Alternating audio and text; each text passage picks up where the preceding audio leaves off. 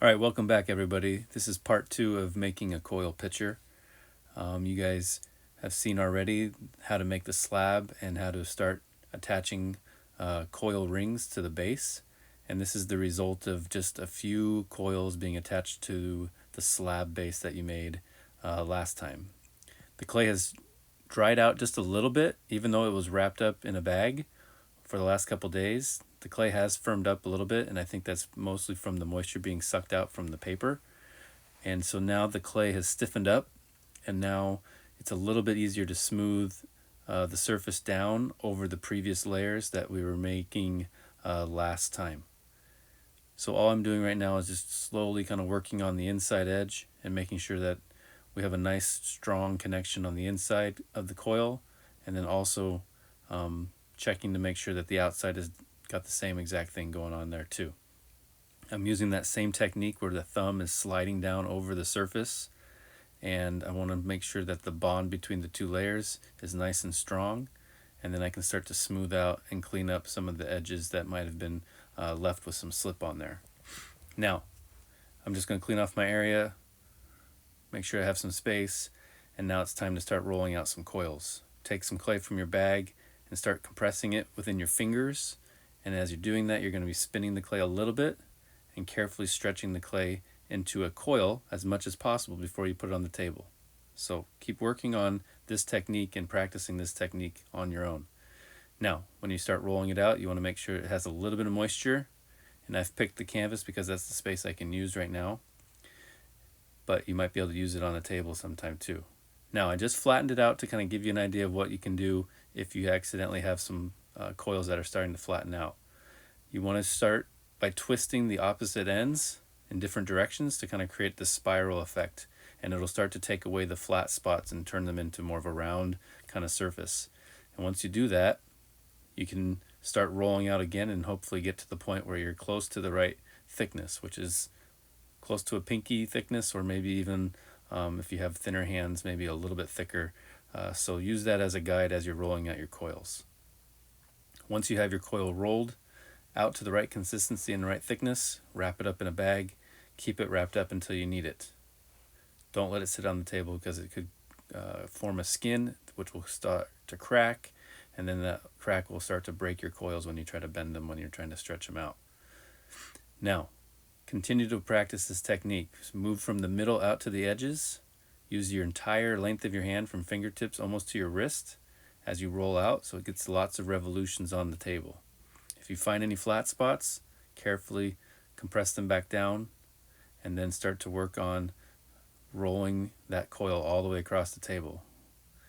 As you continue to do this, make sure that you keep the water kind of hydrated on the surface so it keeps it from cracking.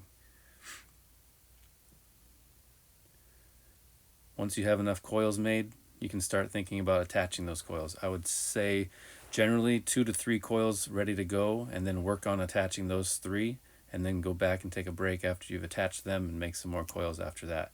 Don't try to make a giant pile of coils and then try to store them all up. It's not going to work very well. I've noticed my slip is a little thick, so I'm going to add a little bit of water, make sure it's the same consistency as before. We want to make something that's close to a milkshake kind of consistency. Now I'm just measuring out my length of my coil, making sure that the circle is laying directly on top of the previous layer, or if I want the clay to start to flare out, I might make it just a little bit bigger than the previous layer. Then I'm going to take my wire cutter and I'm going to cut at a very sharp diagonal kind of cut through both layers to make sure I have a nice overlapping connection area. Testing out the size of it before I attach the ends together.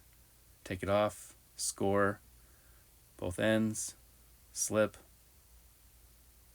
just enough to kind of cover up the surface, just enough to kind of get that clay to glue together without compressing too hard. You want to make sure that you get a nice strong blended connection before you put it back on the actual base of your pitcher. Now score the entire surface of the previous layer or the last layer that you attached and the new layer that you're going to attach, the new ring.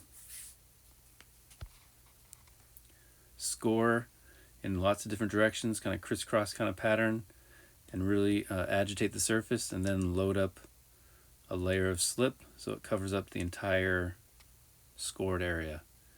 I'm doing this with just one side because that new coil is nice and soft and it's going to be able to compress down into the previous layer quite easily. So one layer of slip on one part works pretty well when you're working on brand new soft coils. Now, the technique that I'm using now is just that same technique with my thumb sliding down on the outside surface, trying to establish where exactly that coil is going to lay on the previous layer, making sure it stays nice and symmetrical, as centered as possible. So I'm going to keep my hand in one spot as much as I can, and then I'm going to rotate the platform that it's sitting on, either the paper or the plastic bat that's under that.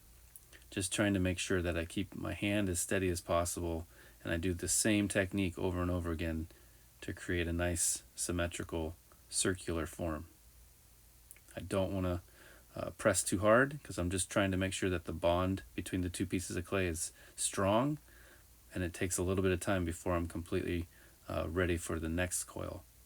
So I'm going to work on the inside now, and you can see my thumb sliding down, and it's being supported with my fingers on the outside, and I'm just trying to make sure that every layer, every single coil is properly attached so it won't come apart once it starts to dry out.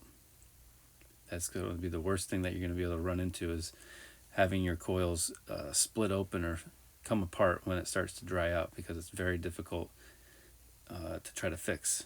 It might not be possible sometimes. You might have to start over. So now I'm working again on the outside. Notice I'm rotating the actual platform that the coil pitcher is sitting on, and trying to use my hands in the same spot over and over and over again to create a good strong connection and a bond between the two coils that were attached. Once I feel like that one's done, looking good, I'm going to grab another coil and we're going to start and repeat the process. So this is kind of the standard technique all the way up until you get to that 9-inch kind of height requirement that we're looking for, and also thinking about how we're going to be flaring the walls out or how we're going to be bringing the walls in.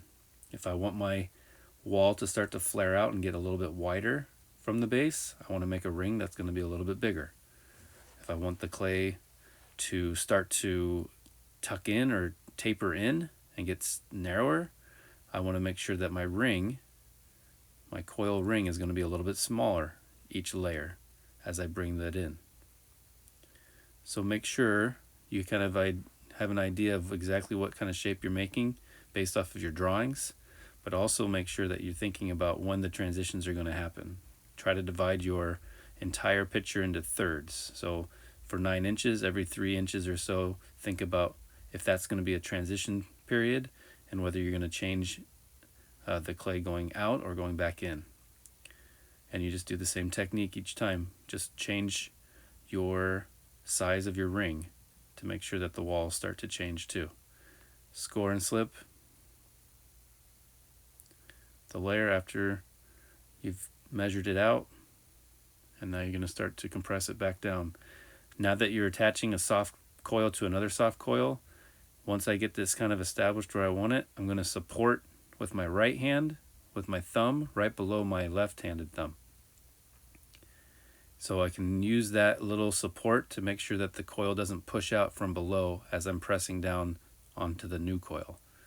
It's important that you do that, so keep things kind of lined up and keep things in place. If you don't, you might have a wall that starts to slump over and fall over, and you might have a hard time trying to fix that. So now I'm just trying to make sure I blend each layer down a little bit more, and making sure that I use that slip that I put in between each of the coils properly, so that it really has a strong bond between each layer. And I'm tilting the tabletop a little bit so you can see kind of the movement of my thumb, how it brings the top of the clay down over the previous layer. And we want to make sure we never slide our thumb upward, because it's going to start to split the clay apart instead of actually compressing it back together. So we always kind of want to work our way down from the top down to the bottom.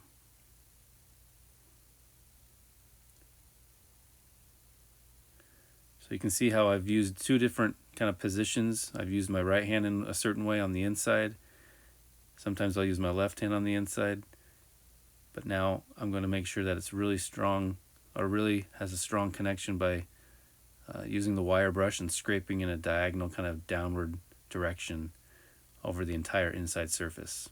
Once I do that, I'll take my metal rib, clean it off, make sure there's nothing stuck to it, use the curved side and start to kind of just scrape and smooth the inside of your actual pitcher, the starting point of your pitcher.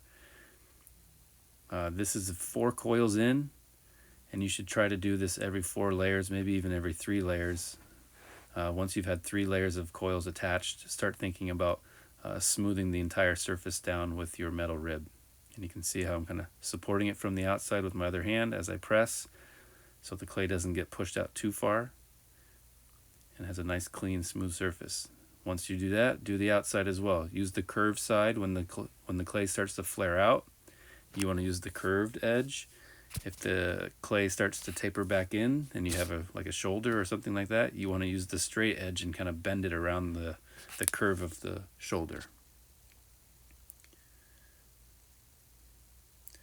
And this is the process you're going to continue to kind of recreate each time you're building layers. If you have any imperfections or anything like that, you might want to clean them up before you let it dry out again, or meaning wrap it up again, and then be ready for the next layers. All right, that's about it. Thanks. Good luck.